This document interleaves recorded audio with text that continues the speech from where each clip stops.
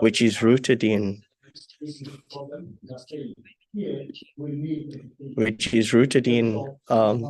deep structural unemployment, mass structural unemployment, and a low wage regime where the majority of the population lives below the upper bound poverty level.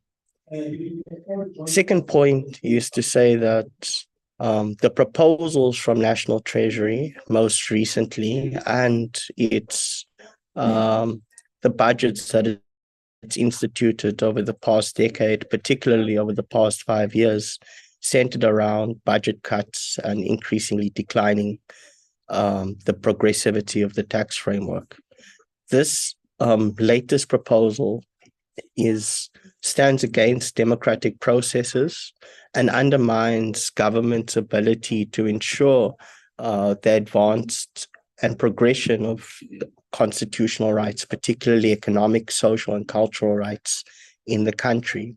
Moreover, it's taken without due consideration, in our view, for the disproportionate impacts that it would have on the majority of people who are already suffering in South Africa. And so in that way, it's not only, in our view, unconstitutional proposals, it undermines the rights of the majority of South Africans and would deepen the social crisis in the country.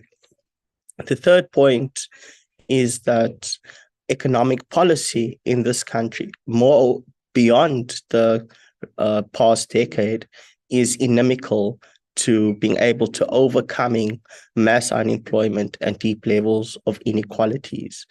This economic policy rests on assumptions that are inappropriate for a South African context where we have incomparable levels of income inequalities and unemployment. And for us as AIDC and a range of trade union social movements under the banner of the Cry of the Excluded are calling for a review of the current economic policies and the ideological foundations that it rests on. For us, it's important that Treasury engages on questions of economic policy and allows for concrete, workable alternatives to be considered, including, for example, reevaluating a range of tax rebates and other options for domestic resource mobilization that can be channeled towards job creation and service delivery. So, in conclusion, I will say that what Treasury is proposing is draconian and unconstitutional. It should review the basis of its economic policies and engage on substantial interventions made by a range of organizations on alternatives that can be implemented to safeguard constitutional rights.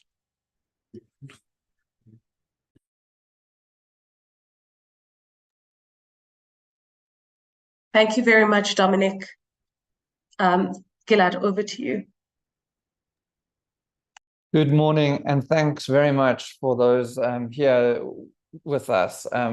Tomorrow is obviously an incredibly important day in the annual life cycle of South Africa, but also given the recent debates and attempts by National Treasury to unilaterally implement severe budget cuts. I would really like to make 3 points. I'll later share and go through with everyone the joint statement from a range of civil society organizations. But before that, my sort of 3 contextual points. The first is to note that austerity, despite the resistance by our policymakers to use that term, that it comes in many guises. We are pleased to have seen a walk back from the Minister of Finance, from the initial circular in which draconian budget cuts were unilaterally imposed to a more measured tone in recent weeks, saying that there are going to be only modest budgetary changes. We are obviously highly concerned, despite this a change in rhetoric. And what we're likely to see is these budget cuts creeping in a range of ways. The first is that we'll hear about nominal increases, that they're both tomorrow and in February, that various line items will receive an increase of X many billions and so on and so forth. Those, of course, will be below inflation in many instances. And this, we must note in unequivocal terms, is a form of budget cuts. We will also see outright budget cuts in important sectors. And we will see a war of attrition by National Treasury against programs which it is ideologically opposed to. Most notably has been the National Treasury's attempt to undermine the social relief of stress grant and the presidential employment stimulus. As colleagues may remember, the Institute for Economic Justice paid and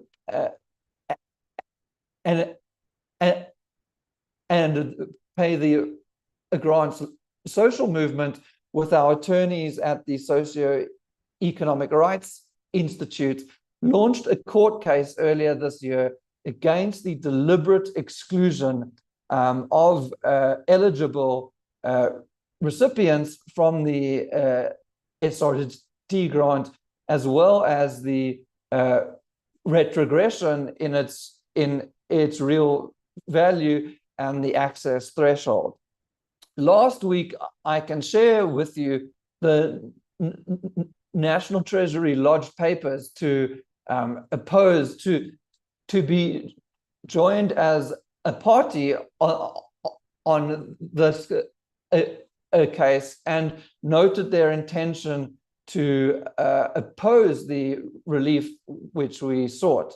And I should emphasize that the relief which we sought was to allow the targeted and eligible beneficiaries to have access to this life-saving grant.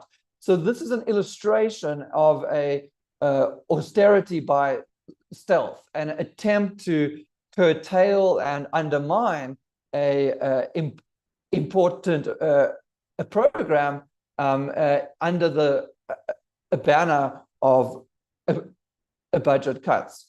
Of course, we are not opposed to a restructuring and a re-evaluation of spending, but this should be set within a very clear framework, and that framework needs to include at least the following: that it is transparent and consultative, that it protects service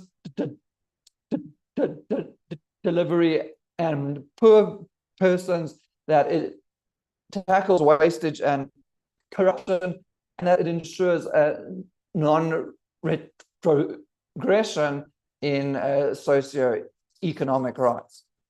The second point, and I'm aware of my time, Chair, I'll accelerate, which I would like to make, is regards the accountability of the National Treasury and its legal obligation.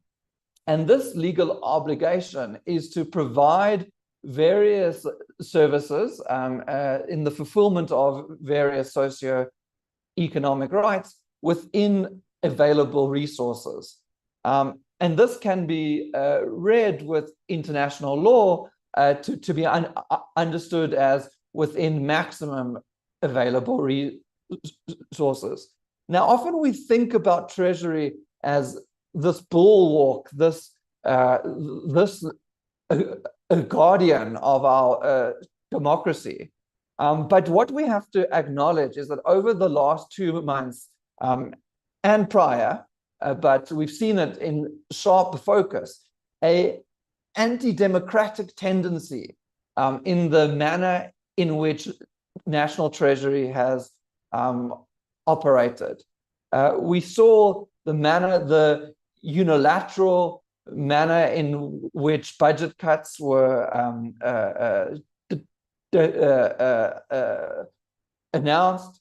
We saw a pushback by the cabinet colleagues and a circular which rebuked the Treasury.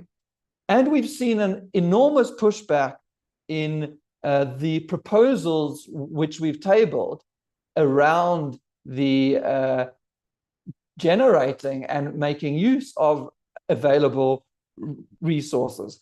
We've seen a pushback against very modest proposals to return the corporate income tax rate to what it was 3 years ago, to eliminate some of the over 300 billion rand in tax breaks received by upper income individuals, and to make use of some of the excess in the gold and foreign exchange currency reserve account. And Treasury has, in a very heavy-handed and undemocratic manner, sought to not use its available resources in violation of its constitutional duties. The third point which I would like to make is that austerity and the proposed budget cuts has very real consequences. National Treasury and aligned commentators like to accuse those of us advancing a developmental program of wanting a free lunch, right? That we can use these things without cost. But it is Treasury who is advancing a free lunch. They think, and they actively say, that they can institute budget cuts of this magnitude without detrimental social and economic consequences. Now, that is blatantly false. And it's very important that we acknowledge that. Austerity literally kills people. To remove the life-saving social grants, to undermine life-saving healthcare, these are the services which in this country we rely on. But it's also bad for economic growth and our economy.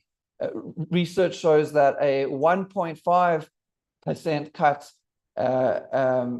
in expenditure leads to a 3% fall in economic growth. Now, we are not in favor of doing the same things which we've done before over and over again.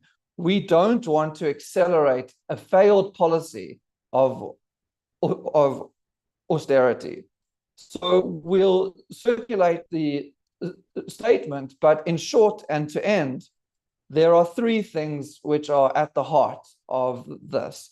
The first is to ensure that we maximize and make use of the available resources. The second is to undertake a deliberate and consultative and pro-poor review of expenditure. And the third is to deploy fiscal policy as part of a growth plan which centers poor and working class South Africans. Thanks very much. Thank you very much. I was about to reach out to you to say time, but I didn't want to be draconian. Thank you. I'd like to invite Crystal to also make her input or their input. Hi, sorry, I was trying to turn my camera on, but it says I'm not allowed.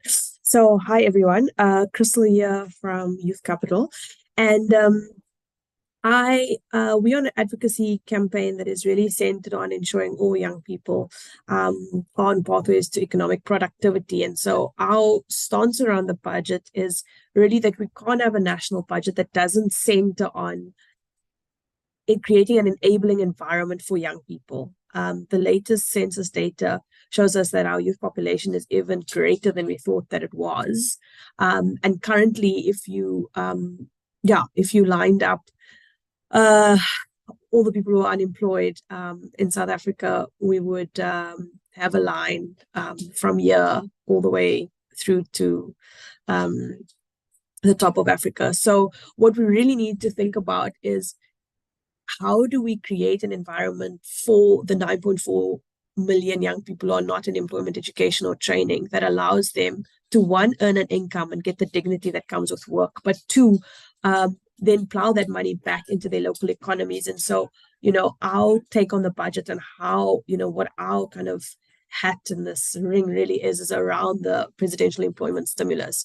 We've had historically for close on 2 decades public employment programs, and it's been really difficult to monitor the impact of these programs. But with the presidential employment stimulus, what we saw was a really quick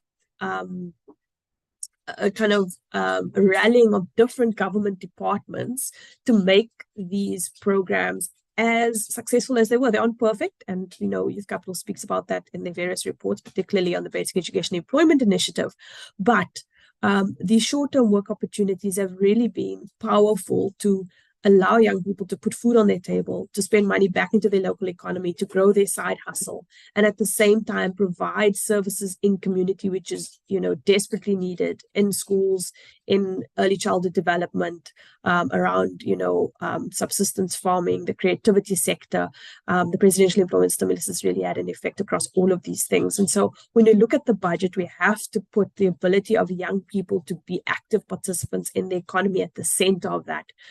We need growth in this economy, and to Gilead's point, we can't continue to do the same thing, i.e. austerity measures, and expect a different result if we don't change anything else. And I think what has been missing in this argument, there's been a lot of debate on the media and sort of arguments coming in a response to the letter that we all wrote. Nobody has really spoken about the fact that what was raised in the letter was a clear budget review process, a detailed budget review process. Just this morning there was an article in Daily Maverick that SETA, the construction SETA, has been charged with irregular spending of 79.8 million or something like that. This is just one story of many. And so there's wasteful expenditure in government. There are departments that chronically underspend in government. And why are we not speaking about that? But at the same time, we're seeing cuts, in terms of inflation and real spend on the critical components like healthcare and education. So I think from Youth Capital's side, what we really want to drive is that to tackle the crisis of particularly youth unemployment, and I mean, youth make up the majority of the unemployed in this country, we need a basket of solutions. The government can't put its money all behind one horse, whatever that horse is. Public employment programs are a strong component of that. And then we need the other, interventions that are mentioned. We need structural reforms that allow the economy to grow. Things like Eskom need to work, Transnet needs to work. And then we need things like, the SRD grant to kind of be a measure of last resort so that nobody falls below like some baseline of poverty. And I think that's all from me. Thanks. Thank you very much. And I'm sorry about your video. We are sorting that out. No worries. So in solidarity, I've got my video off. But I see that Comrade Trevor Shaku is online. Over to you, Trevor.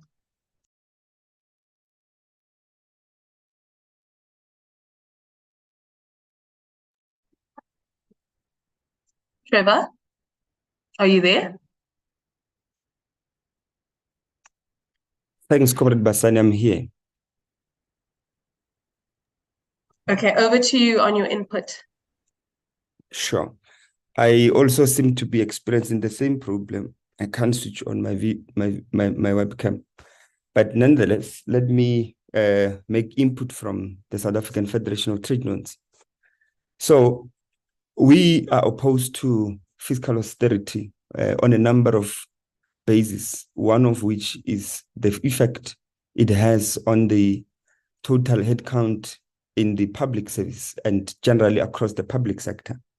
So if you look at, for instance, the medium-term budget policy documents of 2022, you will realize that there, especially for public service, where a number of our workers and members in particular are concentrated, working in schools, working in hospitals, you realize that all the departments that fall under public service administration have actually been experiencing serious headcount reduction. So between financial year 2015 and 2016 and financial year 2021 and 2022, education headcount would have grown by 0.2%. And this is in the context where you have the population that the basic education is servicing growing, and the total number of learners who are enrolled in basic education growing. But at the same time, you have the health department, which had an increase of 1%. You have the police, who saw a headcount decline of 1.2%, the defense, which had a 1.4% decline, correctional service, it had a 0. That means there was no increase in the headcount. You have correctional service, which other government departments, including Home Affairs and others, which also had a 0.7% decline. This is in the period, the 7 years between 2015 and 2022. Now, when you have these forms of reduction in the headcount in the public service, you are actually creating two problems. The first one is that you are going to have the ratio of the population to the public servants widening. That is the shrinking public servants vis-a-vis the population that is growing. I mean, around 2015, 2016, the population would have been around 52 to 54 million. Today, it has grown to 62 million. This means there's been a significant increase in population, and therefore, significant increase in population means there has to be a growing demand for public services. But this is at the time when government is embarking on natural attrition and causing the reduction in public servants. And that, like I said, has detrimental effects. One of those effects is on the side of the public servants themselves. And the other is on the side of the workers as the consumers of public services. Now, let's start with the impact on the side of the workers, especially as public servants. It means that their workload is going to increase, and the increasing workload we have seen across the economy and across and throughout many years, that it is causing distress, fatigue, but also generally it creates the conditions at the workplace to not be proper, and with workers continuously having various conflicts amongst themselves, but also with their managers, because they cannot cope with the work overload that is given unto them.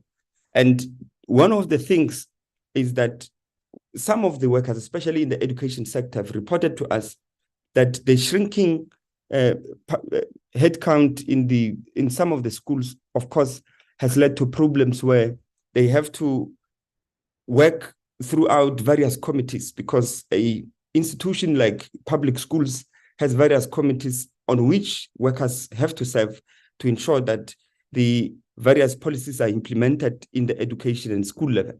Now, that means that there is concentration of these roles continuously in a number of these workers who are shrinking, as I've demonstrated. But on the side of the workers as the consumers of public service, we know that the shrinking public sector, public service headcount has detrimental effects, one of which, especially in the education system, is demonstrated through the school classroom overcrowding. Now, school classroom overcrowding can be having two, or rather may have two causes. The first may be the lesser classrooms or lack of infrastructure in a school.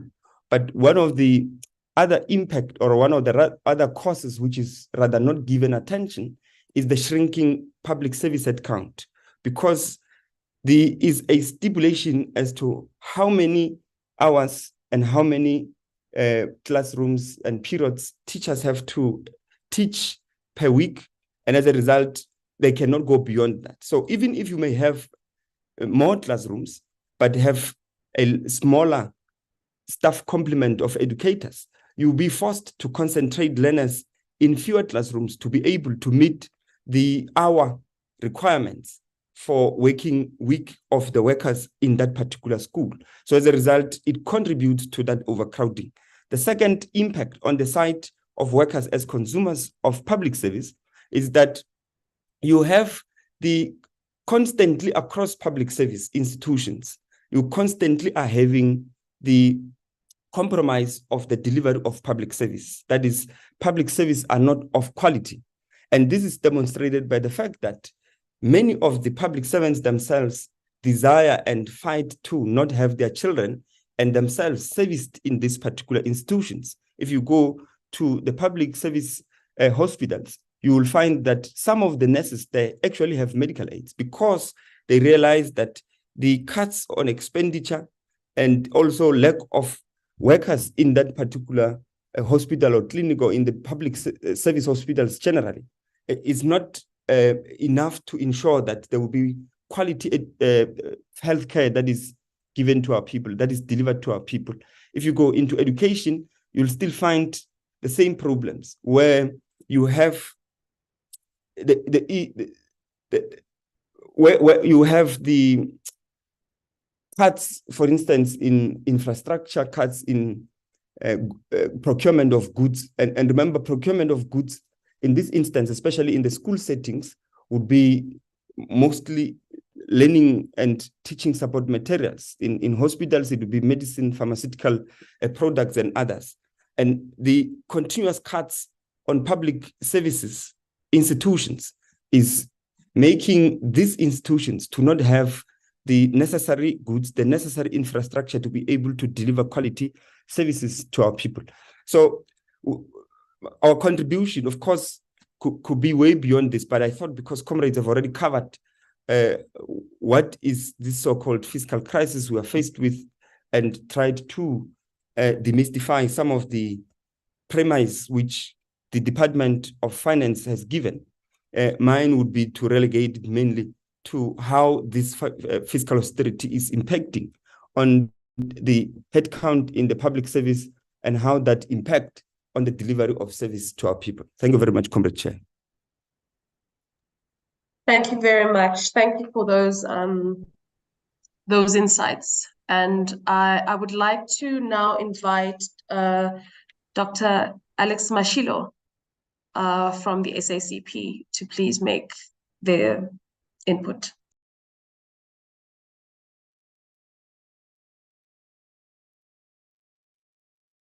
Thank you very much.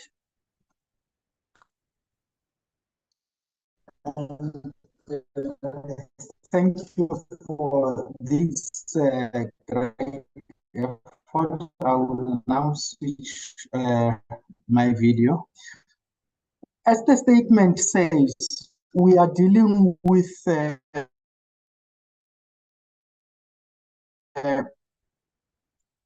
an entrenched structural problem responsible for high levels of unemployment, poverty, and inequality.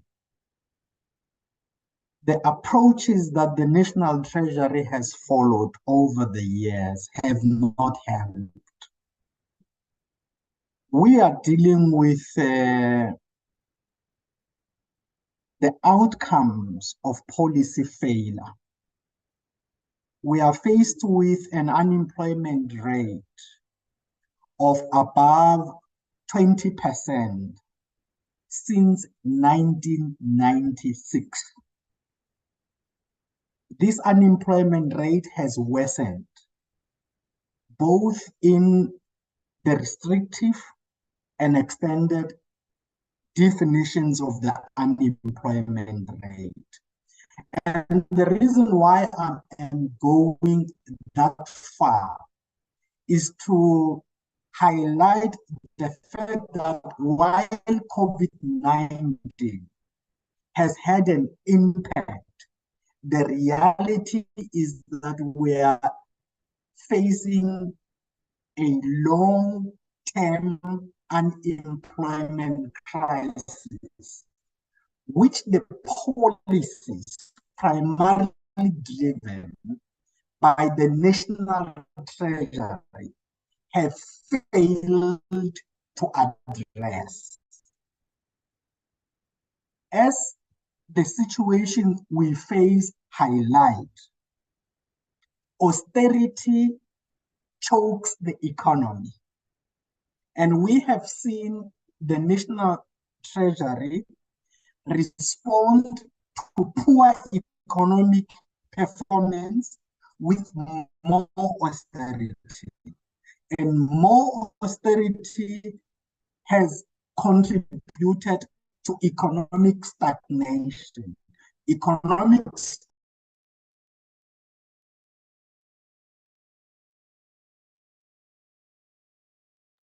We seem to have lost Comrade Mashilo there.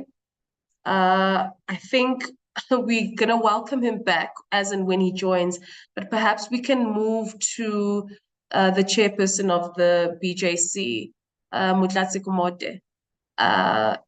If you can please come forward. Thank you. Thank you so much, Basani, and thank you to everyone on this panel. So the Budget Justice Coalition works to really build collaboratively, to build people's understanding and participation in budgetary processes.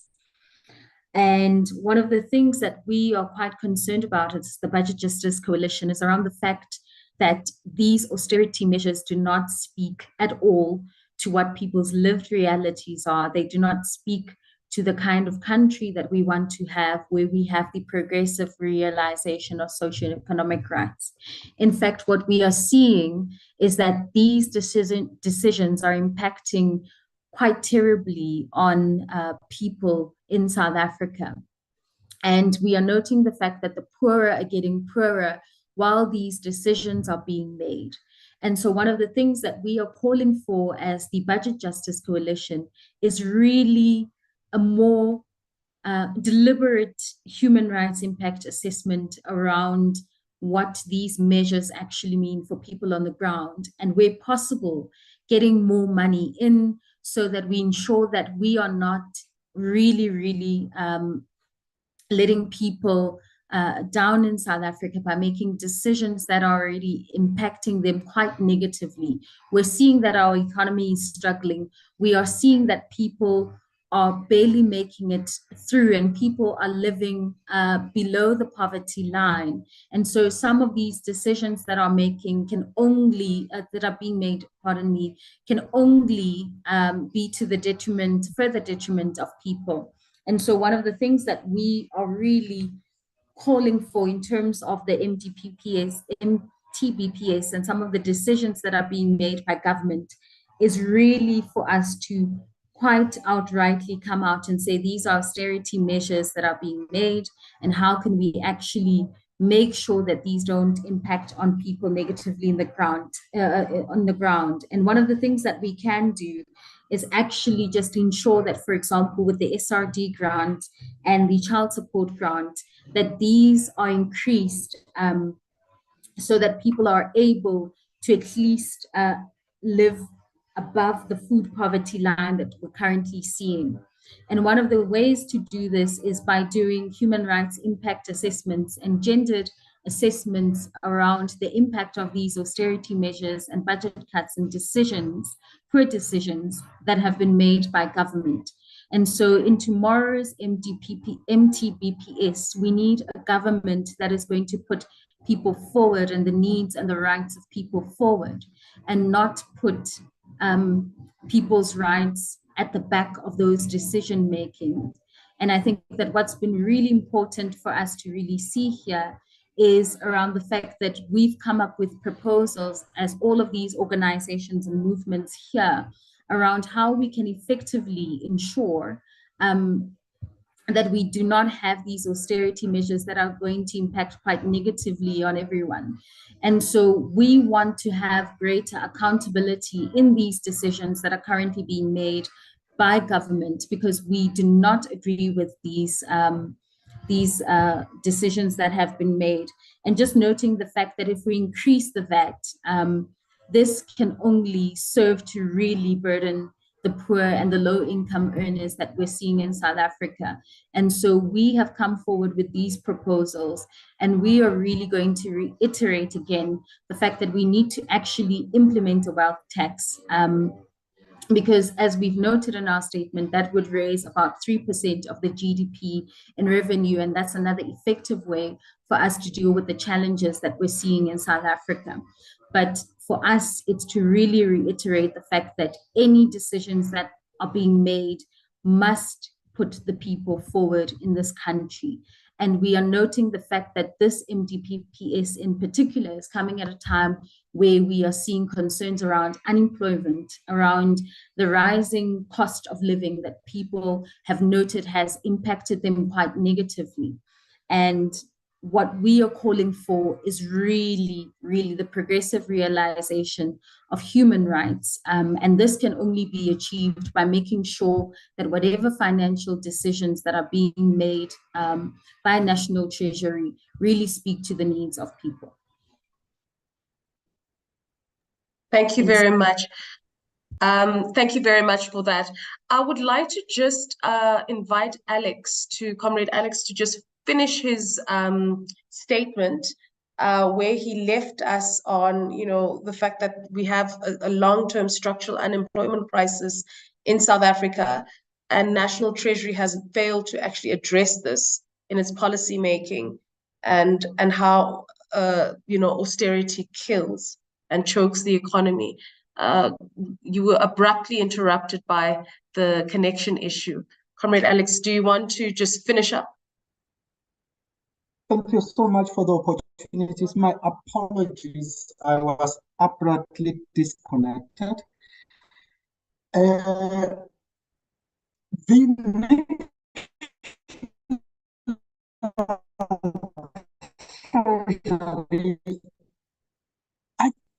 Comrade Alex, unfortunately, it's very difficult to hear you.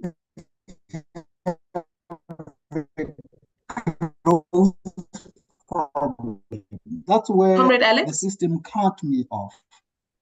And our response was that, look, we have a growth problem because of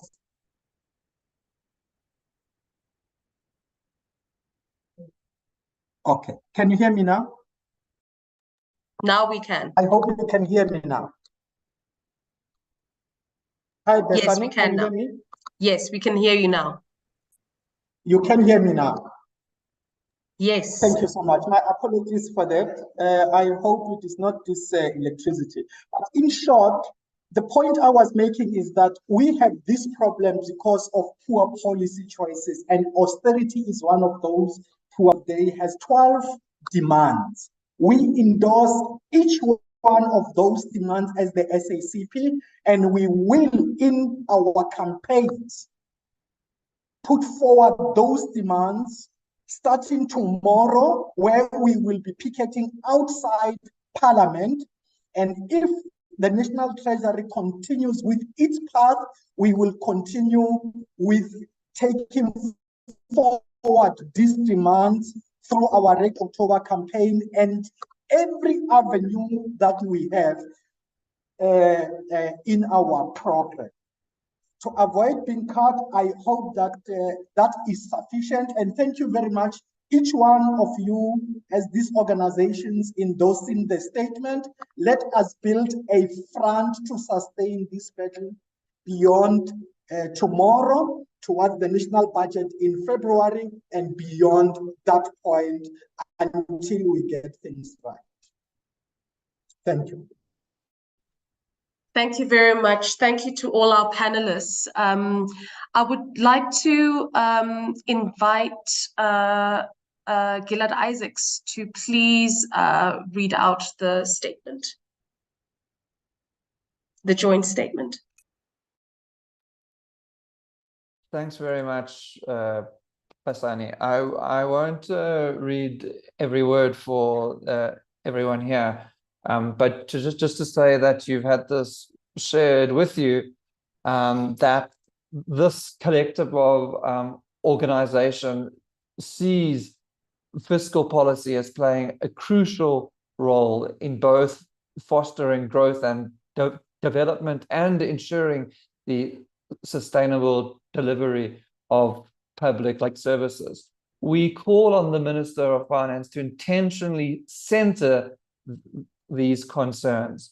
We also reiterate the need to make sure that when we speak about crises in our society, that we center the most pressing crises, the increased cost of living, joblessness, low income, and hunger. We reiterate, as has been said by others here, that our fiscal challenges are not separate from these crises,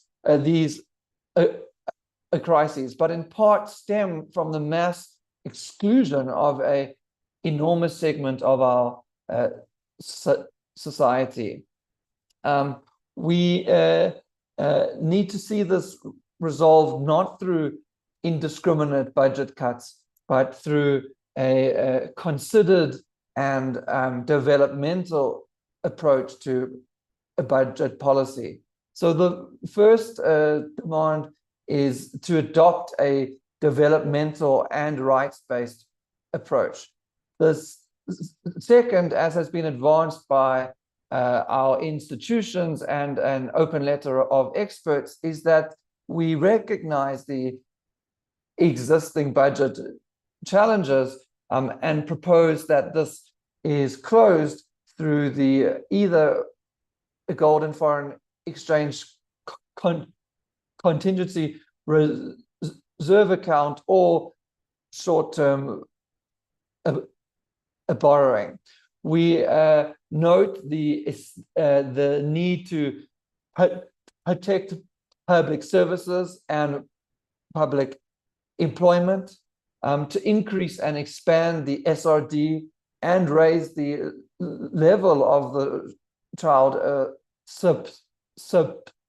support grant as well as the SRD to at least the food poverty line, to make sure that we center a crisis of hunger which we face, to extend the public employment stimulus, which has had outstanding results at allowing entrance into the workforce, in particular for youth, to enhance transparency and public participation, and to ensure greater accountability and a consequence management for those in the public service, including in SOEs.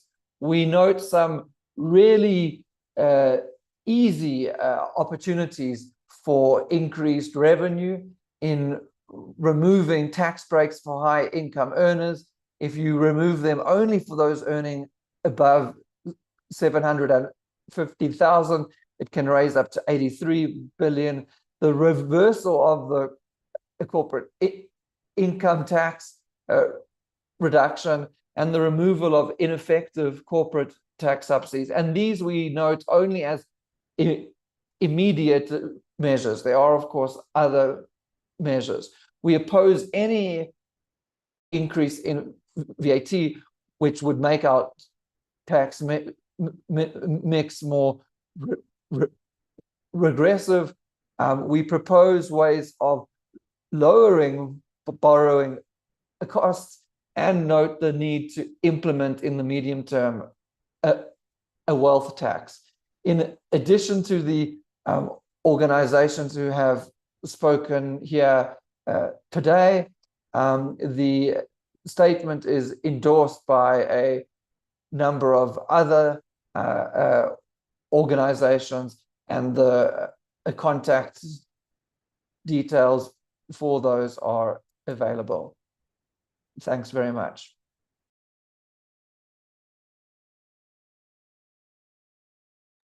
Thank you very much. I'm going to now open it up for questions and just to thank everyone for their contribution and also for doing the work of actually getting Treasury to do what Treasury is meant to do, which is really be in service of our people rather than what we see as a frontal attack in the way in which its fiscal policy decision making has been presented and is being pushed. So there is a comment here by Luko Somotla, which I'm happy to read out. And perhaps what I could do is have Luko, it's quite a long comment, so I could actually have Luko speak, but that's difficult. So his comment says, I heard some comrades said that classes are overcrowded. My name is Luko Smodla. I'm from a youth organization, and I'd like to give my opinion about the budget cuts. I say the budget cuts aren't going to work for us, mostly because it affects our communities. The overcrowding of classes becomes the problem in public schools, where you find about 50 students in a classroom where teachers are expected to teach approximately 10 classes per day. And the infrastructure of school isn't meant for more than 6,000 children. Therefore, the budget cut does not benefit any one of us as South Africans. Thank you very much, Luko. Almost echoing what Trevor Shaku was talking about in terms of the impacts of budget cuts, in terms of how the education system is basically unable to absorb fully the students because of the teachers not being there and the overcrowding. You can increase infrastructure, but yet it means nothing in terms of ensuring that there's quality education based on the teaching staff complement that is meant to actually support education. So Trevor, someone there echoing much of what you are saying, and I guess the question for me is around this idea of National Treasury having the ability to actually maximize its resource mobilization, and the fact that it clearly is failing to do so. And I guess the question is why? Why is it that Treasury is not actually mobilizing the instruments that it actually has at its disposal, so that we don't get the kinds of scenarios that Luko has just spoken to. Is there anyone in the panel that can speak to that in terms of why is Treasury actually failing to make use of its full instruments that you've carefully constructed in your statement?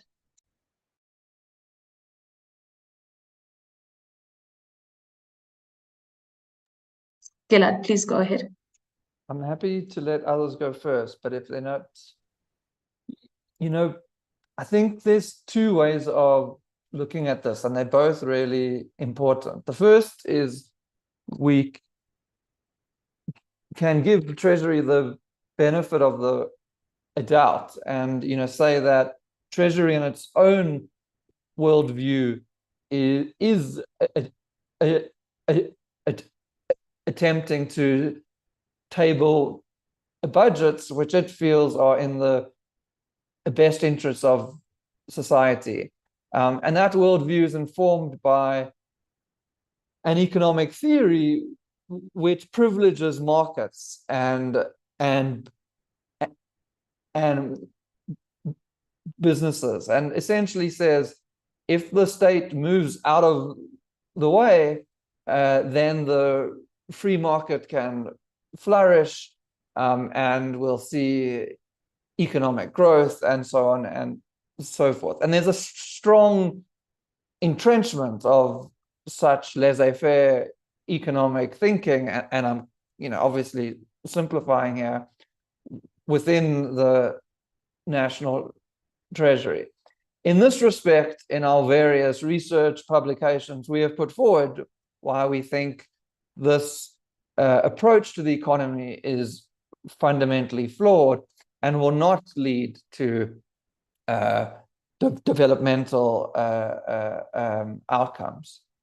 The second is to note that there are various class interests at play, that national treasuries worldwide are closely aligned to economic elites, foreign and domestic, and follow types of economic pathways which privilege those, and therefore are caught in ideological paradigms of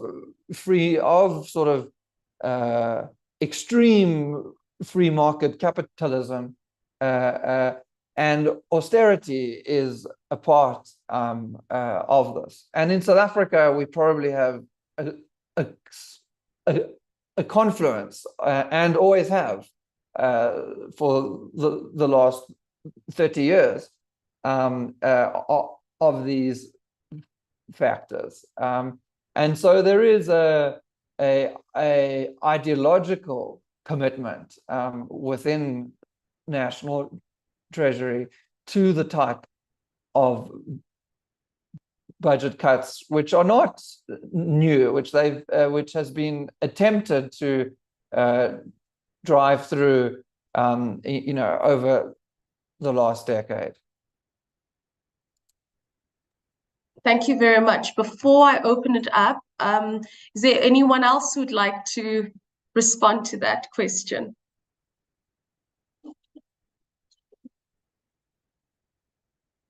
Okay, I think we were well covered, Gilad.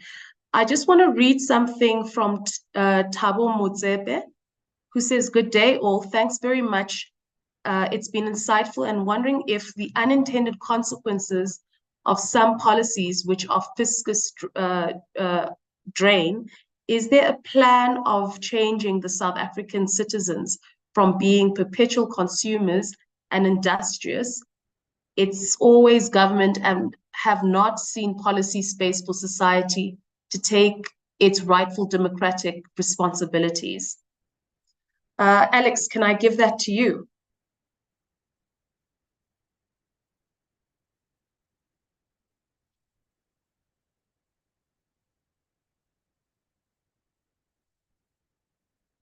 Hello? Or anyone in the panel, really?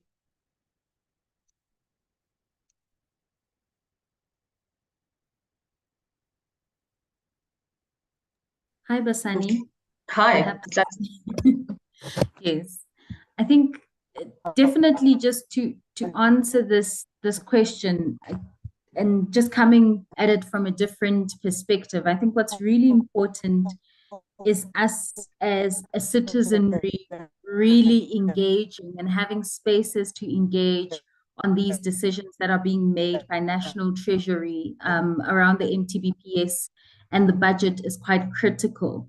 So I think that as part of our way forward and as part of us really ensuring that our voices are heard, we need to find the avenues, this time sorry, I think someone is speaking, but I think we need to find the avenues and platforms for us to actively engage on some of these proposals before they even tabled. So, for example, where there are processes where we can engage with National Treasury, we should be doing so and making our concerns heard and putting these proposals forward. And that's why it's important for us to have this press conference today, because we're actively putting forward some measures that can be taken forward, and we're actively calling out the decisions around the budget cuts that we're seeing and some of the financial decisions that are being made. So I think for us, definitely, because we're seeing that the situation is getting worse and worse, we need to actively, as members of the public, engage with this. Next year, we have the February 2024 budget. And so now, as members of the public, we should be engaging and figuring out what our key concerns are around our economy and putting forward these proposals so that we continue to be an active citizenry, definitely. And a large part of that is us demystifying the terminology that is used. It's us coming together with proposals that work for the majority of South Africans who are poor, who are unemployed, in that aspect. So I think that's all I wanted to say around that comment and suggestions as well. Thank you very much, Motlatsi. And I just want to also share another, which said by Letiwe Nkosi, who says, "My name is Letiwe from Youth Capital. I have heard the argument that government cannot afford to pay for the PES and the SRD grant. And so I'm wondering if there's a way for the private company to contribute more to the fiscal pool. Is there anyone in the panel?"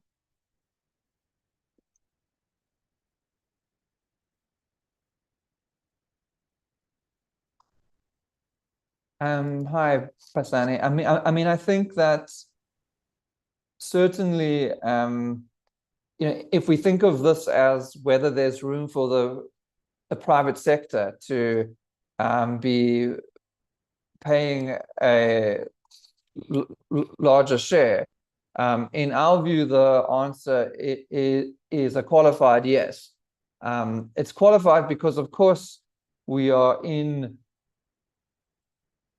difficult economic circumstances, and the ability to tax corporations is not unlimited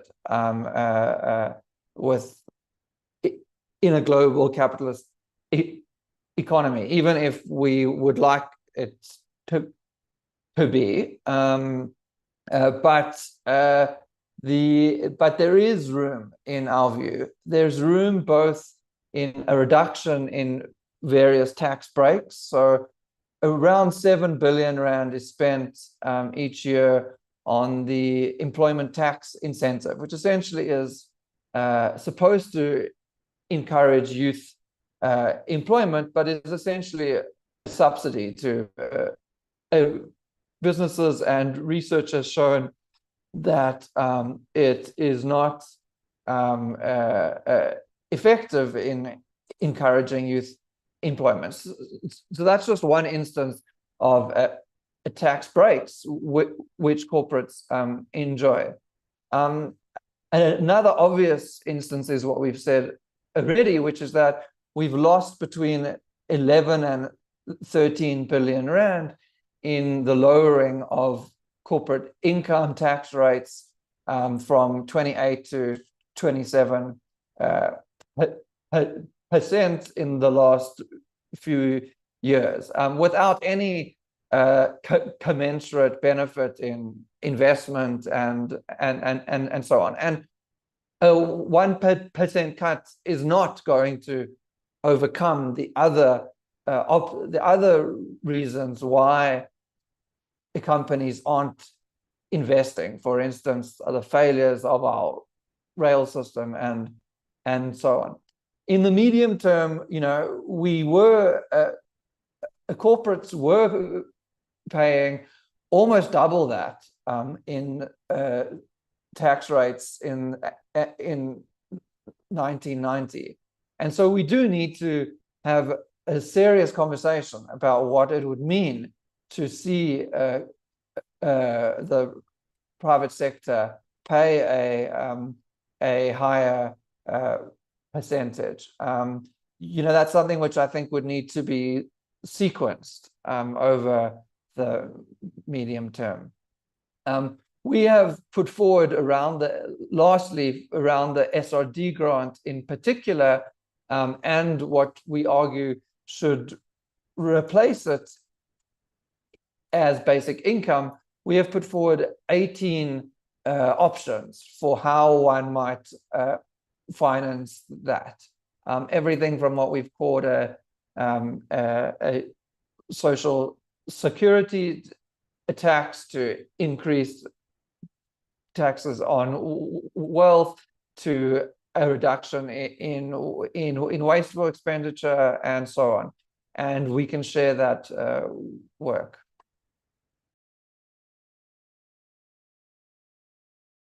Thank you very much, Gilad. Now, there is a question here I see in the Q&A that says, I have what I consider, and this is from John Mattison. He says, I have what I consider a bigger question. Why is South Africa's growth slower than most of Africa and even Southern Africa? This is what I've worked on. Until we tackle this, austerity will continue to get worse. There's a growth solution, but government does not make it the priority. Again, anyone from the panel?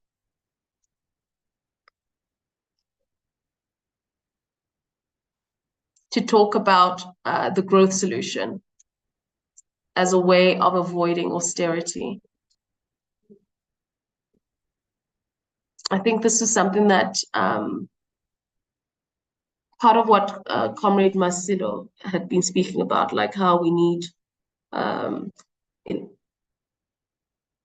but if not, I will... I feel like I've used up my quota here, Chair. So maybe 20 seconds just to say, I think all of us here and the framing of our statement and letters and so on are in agreement with this point, that the size of the pie in South Africa is too small. I think that the different institutions have their own views on why that is and how that is increased, but we all share the view that fiscal policy has a proactive role to play in expanding the size of that pie. Great, thank you.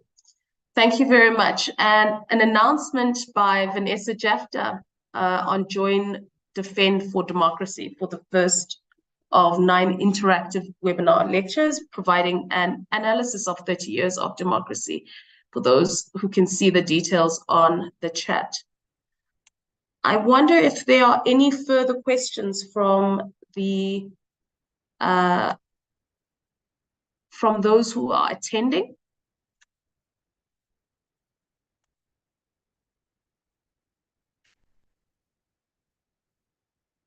I do not see any in the chat. Oh, there's something from Thabo Motsepo who says our growth is actually subsidizing other countries in the region through capital flight, through remittances.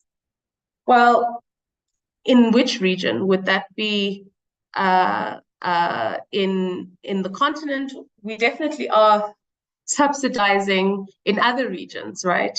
Particularly the global north. So we need to think about that a bit. But I think we should actually close the session. Perhaps, I'm not sure if there's any few words that people want to say in closing. Crystal? Hi, sorry, I just messaged to say I actually have another call, Basani, so I have to jump off. But I think for us at Youth Capital, we're really going to be looking out for what financing or budget has been set aside for the support that young people need to really thrive, because we really think that's a key investment for the future sustainability, the future growth prospects, and economic growth that we really need really lies in us leveraging our youth potential. And so that's what we're really going to be looking out for in the speech tomorrow. And if nobody wants to chat about that further, you can find us on social media. Thank you. Thank you very much. Butlatsi? Any closing remarks? In closing, just to say we're also looking forward to hearing what is in the speech tomorrow, and we are hoping that it speaks to people's lived realities and really addresses the issues that we've identified around the socio-economic rights or the lack thereof for people living in South Africa. And we're really hoping that members of the public can join all of us in really amplifying our voices around these concerns and really sharing this joint statement and really making a noise around how we can progressively work together as a nation. Thanks, Basani. Thank you very much. And Comrade Trevor? Thanks, Comrade Basani. Look, we met the President and the Minister of Finance on the 25th last week, and we know what's going to be there tomorrow. They are going to cut expenditure on public goods and services. They told us bluntly that because of the fiscal cliff, they have to do three things. One is either they go borrow more. Two is either they increase taxation. Three is either, in the absence of the two, they will cut expenditure, and that's what they're going to do. What we, of course, have to rally, what we have to do is to rally our people to reject austerity, because that is going to be the staple for this country in the next coming years, especially, in my view, for the coming medium-term expenditure framework. And therefore, without us coming together, unifying the masses to begin to reject the austerity, there's nothing we're going to get. Thank you very much.